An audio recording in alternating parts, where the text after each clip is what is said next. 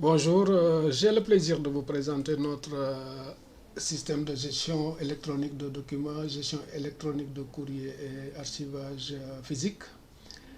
Donc, on va lancer l'application et on s'authentifie avec notre nom d'utilisateur et notre mot de passe. On arrive sur l'interface de celle-ci. Donc le système va procéder à l'initialisation de certains paramètres, notamment le compte mail. Alors là, c'est la partie gestion de courrier. On va plutôt s'intéresser après à la gestion de documents et archivage physique. Mais ce qu'il faut savoir, c'est que quand l'utilisateur arrive sur l'interface, le système va lui afficher ses courriers qu'il a à traiter. En noir, il a tous les courriers dont la date limite est dépassée. En rouge de clair à foncé, il va y avoir les courriers dont la date limite est à moins de 4 jours. Les couleurs vont passer du rouge clair au rouge foncé en fonction de plus la date limite est proche, plus c'est foncé. En vert, il y a les courriers dont la date limite est à plus de 4 jours. On peut changer, ou bien qui n'ont pas de date limite.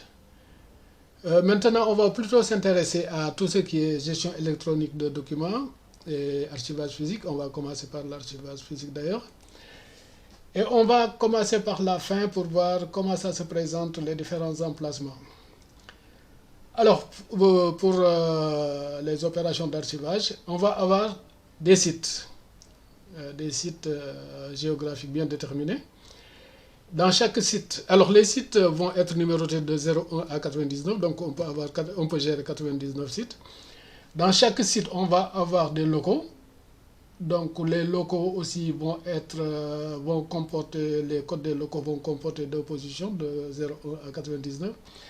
Sur le code d'un local, on va avoir le code du site plus le numéro d'ordre du local, disons.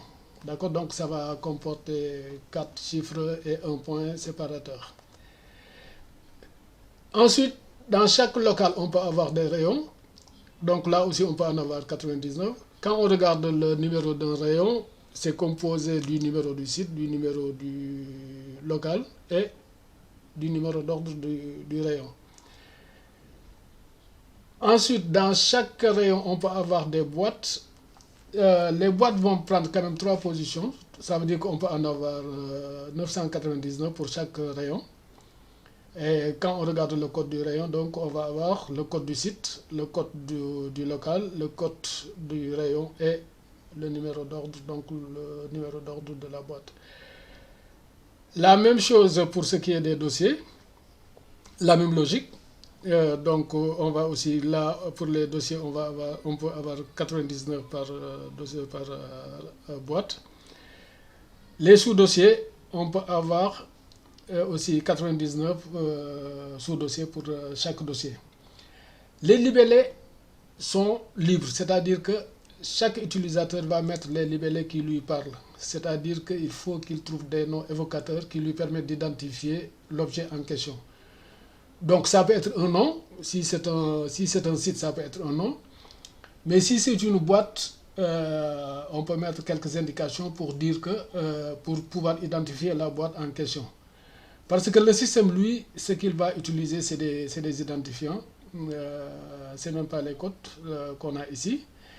Maintenant, pour l'utilisateur, pour lui permettre d'identifier de manière sûre les objets, il y a les codes bien sûr. Mais si les codes ne lui parlent pas assez, il peut mettre des libellés. Et on verra ultérieurement comment on peut utiliser ces libellés-là. Alors, chaque fois, quand vous sélectionnez un site, chaque fois que vous sélectionnez un site, il va filtrer sur les locaux, par exemple. Bon, là, le site École Douane n'a pas de locaux. Mais si on prend Building Administratif, il y a 2 locaux. Quand on prend Sphère Diamniadio, on a 2 salles, 2 locaux. Quand on sélectionne un local, on a la liste des rayons de ce local-là. Et quand on sélectionne un rayon, on a la liste des boîtes qui sont sur ce rayon. Et quand on sélectionne un rayon, une boîte, autant pour moi, on a la liste des dossiers de cette boîte. Et quand on sélectionne un dossier, on a la liste des sous-dossiers de ce dossier-là. Donc, quand on affecte un document archivage physique, on va choisir le sous-dossier. Mais après, le système, lui, peut remonter jusqu'au site où ça se trouve. Par des requêtes de jointure, comme on dit. Donc ça, c'est le dernier. Alors, on va regarder comment on va les saisir. Là, quand on veut saisir un sous-dossier, on commence par sélectionner son dossier. Quand on veut ajouter un local, on commence par sélectionner son site, etc. On va revenir au début pour voir comment on va gérer ça. Donc, il y a les sites d'abord. Les sites, on va cliquer, par exemple, on met un site quelconque. Site, par exemple, bureau.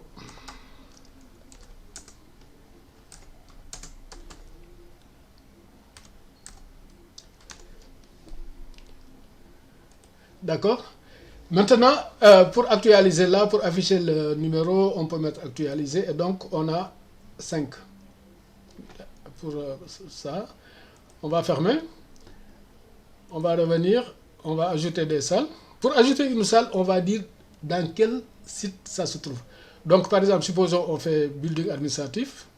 D'accord. Là, building administratif, on a deux locaux pour l'instant. On va ajouter un troisième local. Donc, dès qu'on commence, il va nous générer un numéro. Ce qu'il faut savoir, c'est que les numéros sont automatiquement générés, les codes. Et on ne peut pas changer. C'est-à-dire que là, ce n'est pas éditable. On ne peut pas nous-mêmes saisir un numéro pour éviter des erreurs. Donc, on peut mettre par exemple local du premier, si on en a plusieurs. Après, chaque fois qu'on saisit, là, on va passer ailleurs. C'est-à-dire que quand vous passez ailleurs, ça permet au système de valider ce que vous venez de saisir. Donc, ça, c'est valable pour tout ce qu'on va saisir à l'aide des tables. Pour saisir des rayons, même chose, on sélectionne un site. Sur ce site-là, on sélectionne un local. D'accord. Bon, supposons on prend la salle 1. Et là, par exemple, on va dire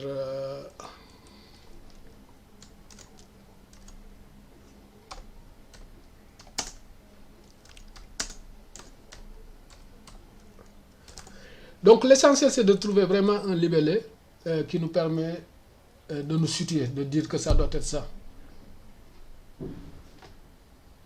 Donc là, on est rayon, on va revenir, on va saisir une boîte. Même chose, même principe, on sélectionne un site, on sélectionne un local, on sélectionne un rayon, et dans ce rayon-là, on va dire boîte.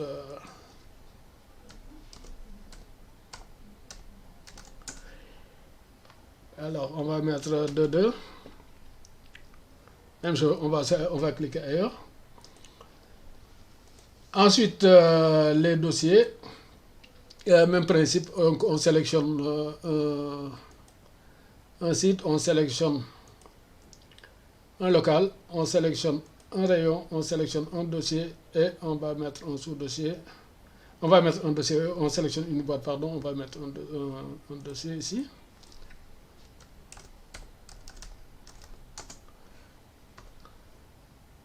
Etc.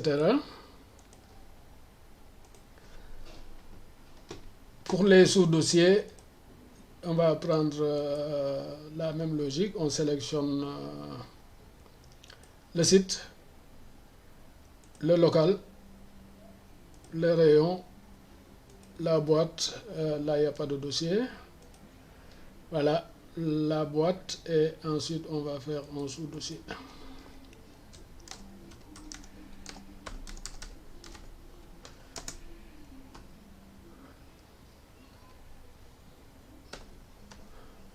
Etc. Ensuite, on va fermer. Donc, là, on le fait pour tous les emplacements qui sont destinés à recevoir des archives. Ensuite, maintenant, comment on va les exploiter? On vient sur documents. Donc, les documents, ce qu'il faut savoir, c'est qu'on peut les ajouter de différentes manières. On peut ajouter un seul document, donc on les ajoute un par un. On peut ajouter tous les documents d'un dossier. On peut ajouter aussi des documents qu'on va récupérer par mail. Pour l'instant, on va regarder. Alors, pour tout document qu'on va ajouter, ce qu'il faut savoir, c'est que le document il est crypté, parce qu'en fait, les documents vont être copiés dans un dossier qui est partagé sur le réseau local. Donc, ça veut dire que quand on dit partager, certaines personnes peuvent accéder à ce dossier-là. Maintenant, quand quelqu'un accède et récupère un document, quand il essaie de l'ouvrir en dehors de l'application, c'est illisible. Soit le système refuse de l'ouvrir, il va donner un message d'erreur, comme quoi le document est altéré.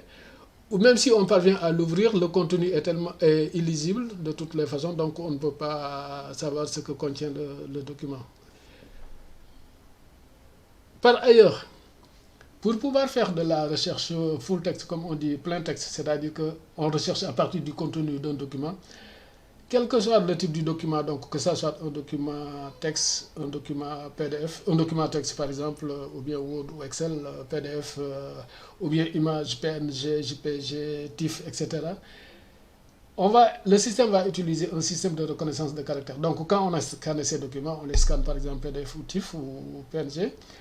Le système va utiliser un logiciel de reconnaissance de OCR, reconnaissance optique de caractère, pour récupérer le contenu et le stocker dans la base, de telle sorte que quand on fait une recherche, on peut rechercher aussi à partir du contenu du texte, du document. Alors là, on va ajouter un document, par exemple, on met un titre, on met un rapport.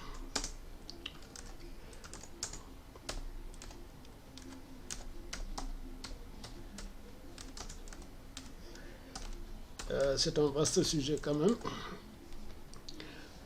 Ensuite, quand on fait le titre, on met une catégorie. On doit mettre nécessairement une catégorie. Si la catégorie n'apparaît pas ici, on peut l'ajouter en cliquant sur le bouton là. Mais là, ça existe, c'est un rapport. Ensuite, on sélectionne le document. Donc, on va parcourir notre système. D'accord, on va regarder.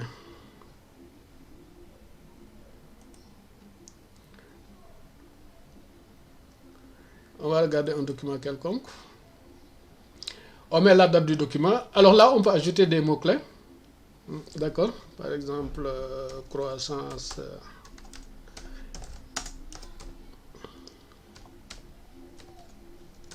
Etc.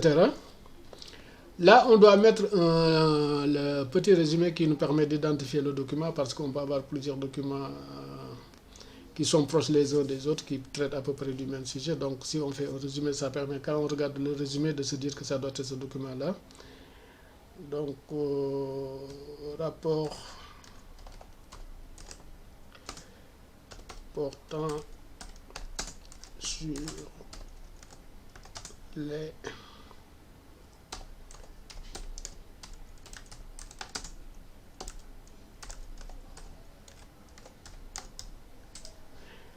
caractéristiques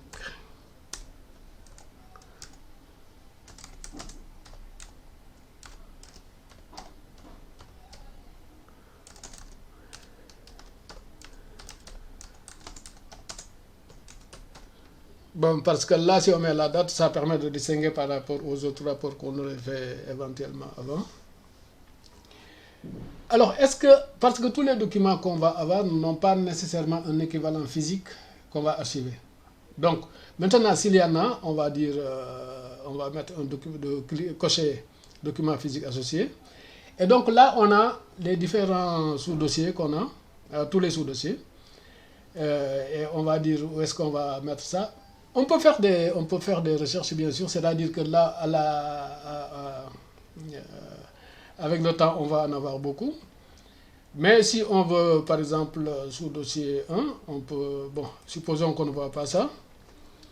On va mettre, par exemple, sous dossier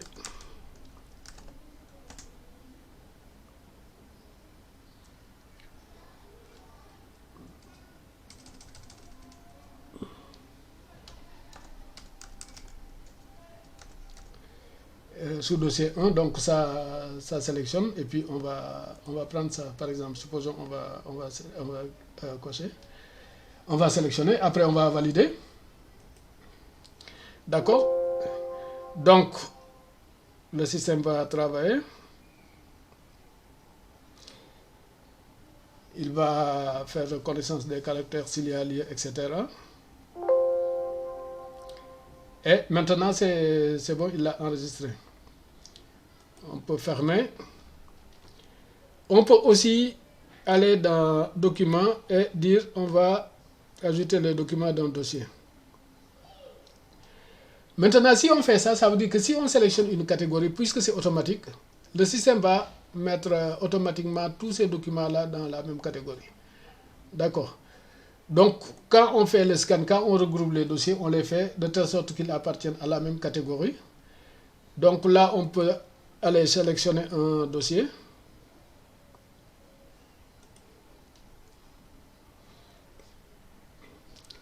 On avait préparé un dossier.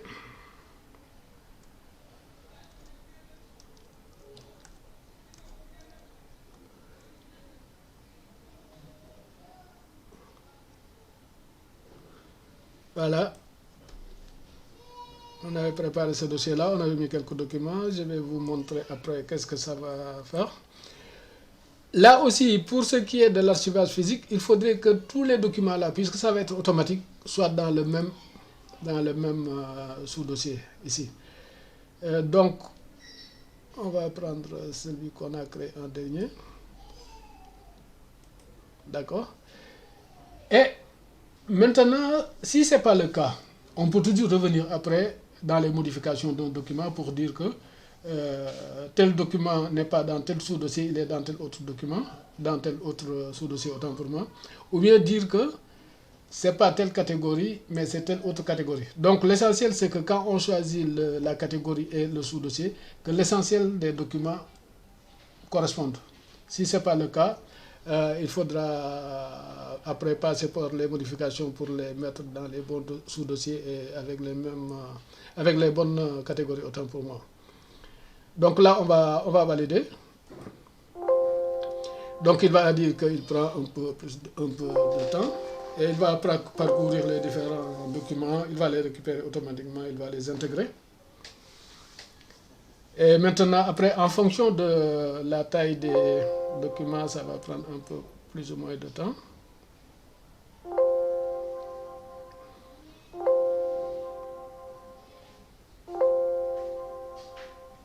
Voilà, c'est une opération très pratique à condition qu'on ait effectivement, comme on a dit, la même catégorie et le même sous-dossier.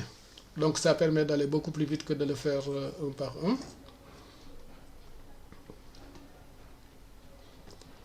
On peut aussi aller prendre les documents à partir d'une adresse mail, à condition d'avoir bien sûr la connexion Internet.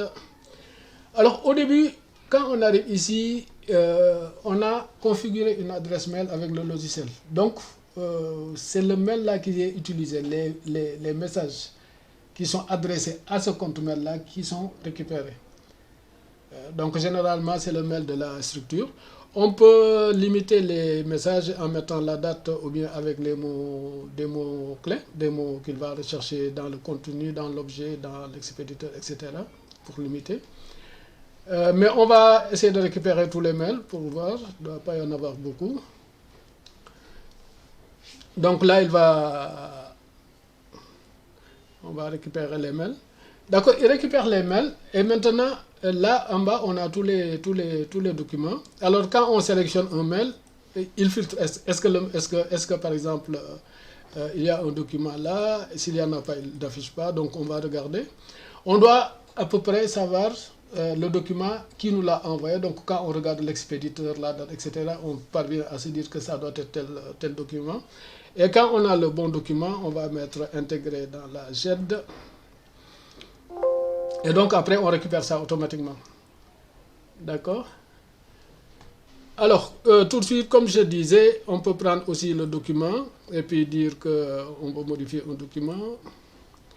Alors, on regarde un document, par exemple, celui-là. On va cliquer sur modifier. Bon, supposons qu'on n'ait pas la bonne catégorie. Donc on peut modifier un document, par exemple, et par exemple l'affecter à un dossier quelconque. D'accord. Après on peut valider, etc. Donc on peut revenir sur certains documents et puis les valider, les modifier, autant pour moi. Alors on peut aussi consulter les documents. Alors on peut faire ici des recherches à partir des mots-clés, à partir du contenu, à partir du titre, à partir de la date. Si on veut tous les documents, on va cliquer sur rechercher. Et donc on a différents documents. On va regarder ici le dernier qu'on avait mis tout de suite. Donc on a le numéro du sous-dossier. Alors, si le numéro du sous-dossier ne nous parle pas, on peut cliquer sur détail emplacement document physique. Donc on a une boîte de dialogue qui nous met que le site c'est le building administratif, le local c'est le local du sous-sol, le rayon c'est le deuxième rayon, la boîte c'est la boîte 1, etc. Donc ça nous permet de nous situer parce que ça c'est plus explicite peut-être que le code qu'on a mis. On va mettre OK. Maintenant si on veut ouvrir le document, on va cliquer. Donc il nous demande de fermer parce qu'il va décrypter. Mais quand il décrypte, après, il faut qu'il supprime le fichier en question qui est décrypté. Et pour qu'il puisse le supprimer, il faut que le document soit fermé. Donc, en fonction, voilà, donc le document c'est celui-là qu'on avait pris, d'accord, pour voir, pour servir de test autant pour moi, c'est le système. Donc le document il est là, il le décrypte. Il nous l'affiche, après on doit fermer, d'accord? Parce qu'après le système doit passer pour supprimer les documents qui ont été décryptés, pour qu'ils ne soient plus accessibles. Donc ça c'est la partie gestion électronique de courrier, donc c'est la partie 1 de la vidéo, on fera la suite après, Inch'Allah. Je vous remercie.